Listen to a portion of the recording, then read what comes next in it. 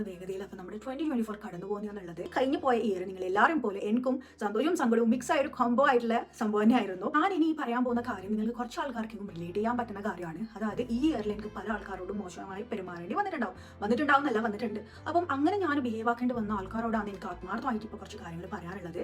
അതായത് അടുത്ത ഇയറിലെങ്കിലും ഒന്ന് നന്നായി കൂടി, സോ ദാറ്റ് എനിക്ക് അടുത്ത ഇയറിലും കൂടി നിങ്ങളോട് ഇങ്ങനെ ബിഹേവ് ആക്കേണ്ടി വരില്ലല്ലോ.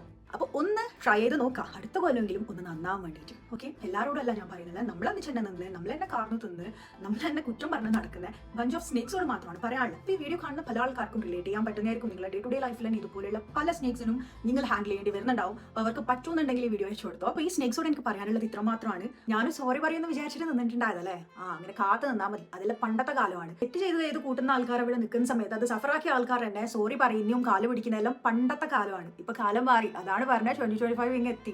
സോ എല്ലാവർക്കും happy new year in advance.